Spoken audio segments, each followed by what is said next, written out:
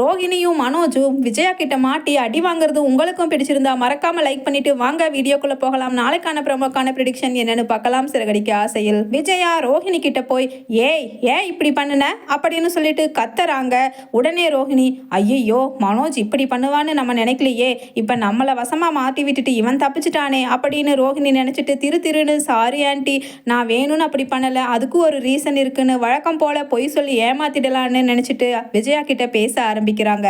உடனே விஜயா, இது வரைக்கும் நீ சொன்ன பொய்யெல்லாம் நான் நம்பிட்டு இருந்தது என்னோட தப்பு தான். முதல்ல உங்க அப்பாவை மலேசியாலேருந்து வர சொல்லு, நான் பார்த்தே ஆகணும், இல்லைன்னா நீ முதல்ல வெளியில போ அப்படின்னு சொல்லிட்டு விஜயா சொல்றாங்க ரோஹிணி கிட்ட. உடனே ரோஹிணி சொல்றாங்க, ஆண்டி அதுதான் நான் உங்ககிட்ட சொன்னேன்ல, அப்பா அங்க ஜெயிலில் ஒரு கேஸ் சம்பந்தமா மாட்டிட்டு உள்ள இருக்காரு, அவர் வெளியில வரக்கு இன்னும் 6 மாசமோ 1 வருஷமோ ஆகலாம் அப்படின்னு மறுபடியும் பொய் மேல பொய்யே விஜயா கிட்ட சொல்லி ஏமாத்திடலான்னு ரோஹிணி நினைச்சிட்டு இருக்காங்க. ஆனா இந்த தடவை விஜயா ரோஹிணியை நம்புறதாவே இல்லை. ரோஹிணி, நீ என்ன பண்ணுவியோ ஏது பண்ணுவியோ தெரியாது, இப்ப இன்னொரு 2 நாளுக்குள்ள உங்க அப்பா டிக்கெட் புக் பண்ணி மலேசியாலிருந்து வந்தாகணும். உங்க அப்பா மட்டும் வந்தா பத்தாது, உன் முழு குடும்பத்தையும் நான் பார்த்து என்ன ஏதுங்கிறத நான் தெளிவா புரிஞ்சுக்கிட்டதுக்கு அப்புறம் தான் உன்னை நம்ப முடியும் அப்படின்னு சொல்றாங்க விஜயா.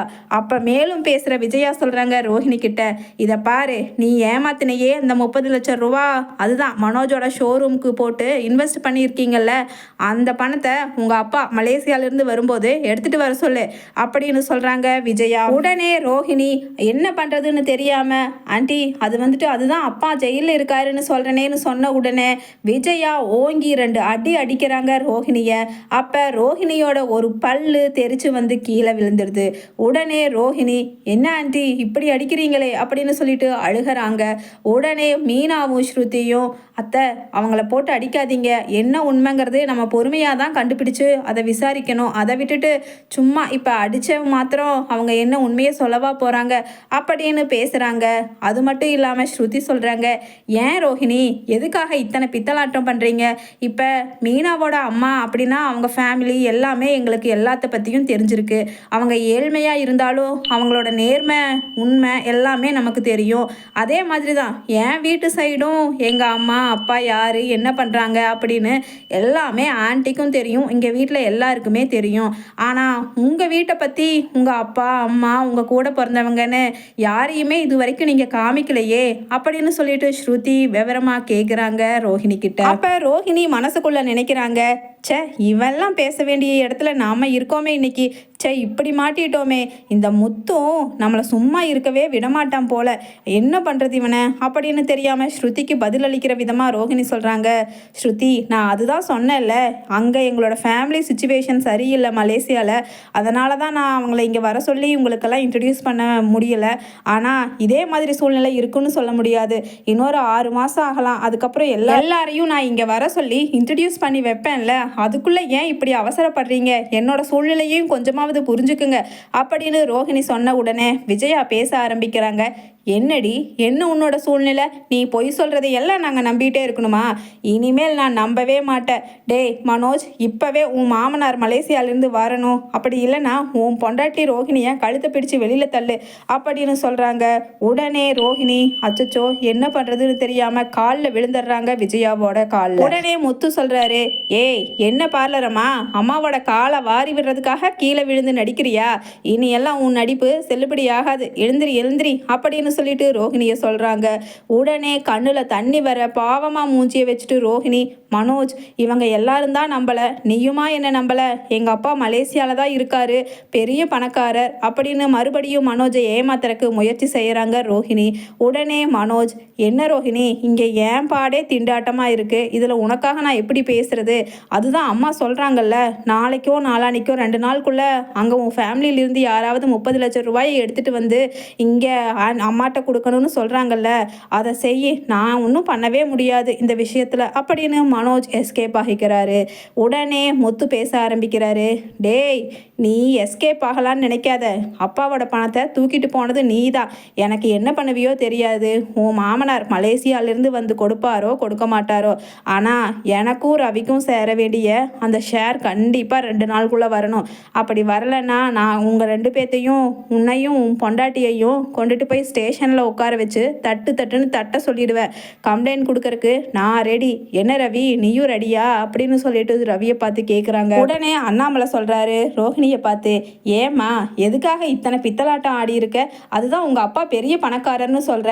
அப்படி அவர் காசு கொடுத்து நீ உங்களோட ஷோரூமை டெவலப் பண்ணும் அப்படின்னா அவர்கிட்ட வாங்கி பண்ண வேண்டியது தானே. இங்கே நம்ம வீட்டு பணத்தை திருடிட்டு போய் இந்த மானங்கெட்ட வேலையெல்லாம் எதுக்கு உனக்கு அப்படின்னு சொல்லிட்டு ரோஹிணியை பார்த்து பேசுகிறாரு அண்ணாமலை.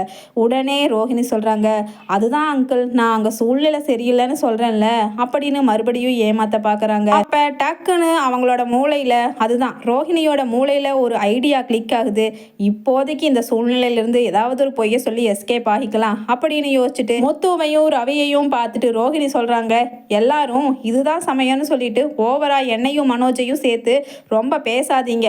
உங்களுக்கு தேவை உங்களோட பணம் தானே, நான் இன்னொரு 1 வாரத்தில் கொடுத்துட்றேன். அது வரைக்கும் யாரும் எங்கற மனோஜையோ என்னையோ தேவையில்லாமல் பேச வேண்டாம் ப்ளீஸ், கெஞ்சி கேட்டுக்கிறேன் அப்படின்னு ரோஹிணி எல்லார் முன்னாடியும் கையெடுத்து கும்பிட்டு கெஞ்சறாங்க.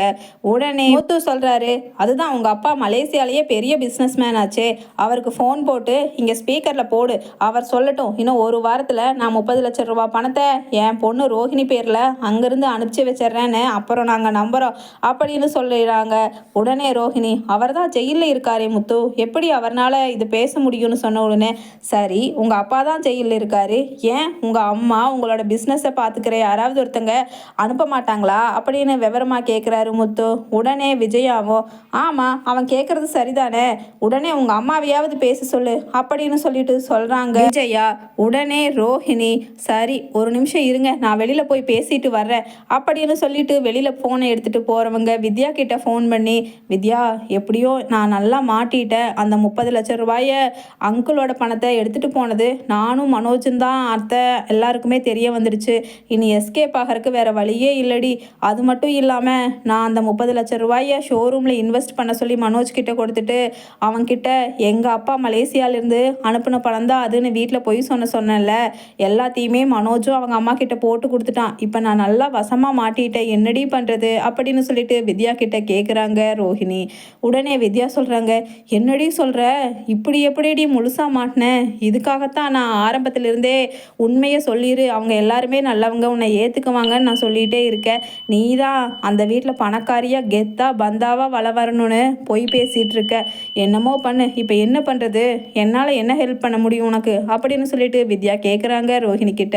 உடனே ரோஹிணி சொல்கிறாங்க, இந்த ப்ராப்ளமை உடனே முடிவுக்கு கொண்டு வரணும்னா 30 லட்சம் ரூபா பணம் எனக்கு தேவைப்படுது வித்யா, அதனால் அந்த பணத்தை யார்கிட்டையாவது வட்டிக்கு வாங்கிட்டு மாதம் இப்போதைக்கு வட்டி கொடுத்துட்றேன், அதுக்கப்புறம் அந்த பணத்தை முழுசாக ஏதாவது சான்ஸ் கிடைச்சா மனோஜ் கிட்டையே கேட்டு வாங்கி கட்டிடுறேன், எனக்கு யாராவது 30 லட்சம் ரூபா பணம் இப்போதைக்கு கடன் கொடுத்தா போதும் அப்படின்னு சொல்லிட்டு வித்யா கிட்ட கேட்குறாங்க. உடனே வித்யா சொல்கிறாங்க, ஏய் நமக்கு தெரிஞ்ச சர்க்கிளில் அவ்வளவு பணம் வட்டிக்கு கொடுக்கறதுக்கு ஒரே ஆள் இருக்கிறதுனா அது சிட்டி தான், சரி அவன்கிட்டயே போய் கேட்கலாமா அப்படின்னு சொல்லிட்டு கேட்குறாங்க வித்யா ரோஹிணி கிட்ட. உடனே ரோஹிணி சொல்கிறாங்க, இப்போ சிட்டியாக இருந்தாலும் சரி யாராக இருந்தாலும் சரி எனக்கு இமீடியட்டாக 30 லட்சம் ரூபாய் இன்னொரு 2 நாளுக்குள்ளே வந்தாகணும், இங்கே ஃபேமிலியில் எல்லார் முன்னாடியும் எங்கள் அப்பா மலேசியாவிலேருந்து அனுப்புனாருன்னு சொல்லிட்டு எடுத்து வச்சிடணும், இல்லைன்னா இவங்க என்னை கழுத்தை பிடிச்சு வெளியில் தள்ளுறதுக்கு கூட தயங்க மாட்டாங்க வித்யா அப்படின்னு ரோஹிணி சொல்கிறாங்க. உடனே வித்யா சொல்கிறாங்க, சரி ரோஹிணி நீ சொல்லிவிடு, வீட்டில் எங்கள் அப்பா இன்னொரு 2 டேஸில் அனுப்பிச்சி வைக்கிறேன்னு சொல்லியிருக்காருன்னு நீ சொல்லிவிட்டு இமீடியட்டாக கிளம்பி வா, நம்ம போய் சிட்டியை பார்த்துட்டு வந்துடலாம் அப்படின்னு வித்யா சொல்கிறாங்க. உடனே ரோஹிணியும் உள்ள கெத்தா போய், யாரும் என்னை கரிச்சு கொட்ட வேண்டாம், நான் உண்மையான பணக்காரி தான், எங்கள் அப்பா மலேசியாவில் தான் இருக்கார், இப்போ தான் அவரோட மேனேஜர்கிட்ட பேசினேன், 30 லட்சம் ரூபாயை இன்னொரு 2 டேஸில் அனுப்பிச்சி வச்சுடுவார், அதனால் தேவையில்லாமல் என்னை கரிச்சு கொட்டி எல்லாருமே அசிங்கப்படுத்த வேண்டாம் அப்படின்னு சொல்லிட்டு ரோஹிணி சொல்கிறாங்க. உடனே முத்து சொல்கிறாரு, நாங்கள் நம்ப மாட்டோம் இனியும் உங்களை அப்படின்னு முத்து சொல்கிறாரு. உடனே ஸ்ருதியும் ரவியும் சொல்கிறாங்க, ஆமாம் ரோஹிணி உங்களை எப்படி நாங்கள் நம்புறது, நீங்கள் இவ்வளவு பெரிய ஃப்ராடு வேலை பண்ணுவீங்கன்னு கொஞ்சம் கூட அப்போ நினச்சி கூட நாங்கள் பார்க்கல அப்படின்னு சொல்கிறாங்க. உடனே ரோஹிணி சொல்கிறாங்க, நான் வேணும்னா எழுதி கையெழுத்து போட்டு தரவா, அப்பவாவது நம்புவீங்களா அப்படின்னு சொல்லிட்டு ரோஹிணி சொன்ன உடனே, அதை பண்ணுங்க அப்படின்னு சொல்லிட்டு முத்து ஒரு ஒயிட் ஷீட் எடுத்து இன்னொரு ஒரு வாரத்துக்குள்ளே அந்த 30,00,000 ரூபா பணத்தை எனக்கும் ரவிக்கும் கொடுக்கறதா எழுதி கொடு அப்படின்னு சொல்லிட்டு ரோஹிணி கிட்ட கொடுக்குறாரு. ரோஹிணியும் இன்னொரு ஒரு வாரத்துக்குள்ளே அரேஞ்ச் பண்ணி கொடுக்கறதா எழுதி கையெழுத்து போட்டு கொடுத்துட்றாங்க அந்த ஒயிட் ஷீட்டை. அதை பத்திரமா வச்சுக்கிறாரு முத்து. உடனே ரோஹிணி வெளியில் கிளம்புற மாதிரி கிளம்பி போய் சிட்டியை பார்க்க போகிறாங்க வித்யா கூட. அங்கே சிட்டி கால் மேலே கால் போட்டுட்டு அந்த ரோலிங் சேரில் உட்காந்துட்டு கெத்தா ரோஹிணியை பார்த்த உடனே தன்னோட ஒரு கையை தலைக்கு பின்னாடி கொண்டுட்டு போய் கெத்தா உட்காந்துக்கிறாரு. அப்படியே ரோஹிணியை பார்த்து கேட்குறாரு, என்னம்மா கண்ணு சௌக்கியமா, என்ன பிரச்சனை இப்போ, அப்போதானே சிட்டியை தேடி நீ வருவ அப்படின்னு சொல்லிட்டு இலக்காரமாக கேட்குறாரு. உடனே ரோஹிணியும் வித்யாவும் சொல்கிறாங்க, சிட்டி எங்களுக்கு எப்படியாவது 30,00,000 ரூபா பணம் இன்னொரு 2 நாளில் வேணும், அதை எப்படியாவது உனக்கு ஒரு வருஷத்துக்குள்ளே கொடுத்துட்றேன், அதுவும் வட்டியும் முதலுமா சேர்த்தி உனக்கு கொடுத்துட்றேன், வட்டி வேணும்னாலும் மாதம் மாதம் போட்டு கொடுத்துட்றோம், இப்போதைக்கு எனக்கு சீக்கிரமாக 30,00,000 ரூபா பணம் வேணும் அப்படின்னு சொன்ன உடனே சிட்டி பலமாக சிரிச்சிட்டு, உனக்கு இல்லாமல் யாருக்கு தரப்போகிற, நல்லா வசமாக மாட்டிட்டியா என்கிட்டன்னு நினைக்கிறேன். அப்ப சிட்டி தன்னோட பக்கத்துல இருக்கிற அல்லக்கையை பார்த்து 30,00,000 ரூபாய் எடுத்துட்டு வர சொல்றாரு. அவரும் எடுத்துட்டு வந்து கொடுக்கறாரு. அந்த பணக்கட்டை அப்படியே முன்னாடி டேபிள் மேல எடுத்து வீசிட்டு ஒரு பேப்பர்ல கையெழுத்து போட சொல்லி ரோஹிணி கிட்ட நீட்டுறாரு. அதுல அமௌண்ட் எதுவுமே ஃபில் பண்ணாதங்காட்டி ரோஹிணி அதை பத்தி கேட்குறாங்க. உனக்கு 30,00,000 ரூபாய் இப்போதைக்கு வேணும்னா நீ இந்த பேப்பர்ல கையெழுத்து போட்டாதான் நான் கொடுப்பேன் அப்படின்னு சொல்லிட்டு சிட்டி சொன்ன உடனே வித்யா சொல்றாங்க, இந்த வியாக்கியா நல்லா இவன் கிட்ட பேசிட்டு இருக்காத, முதல்ல கையெழுத்து போட்டு பணத்தை வாங்குன்னு வித்யா சொல்றாங்க. உடனே சிட்டி சிரிக்கிறாரு.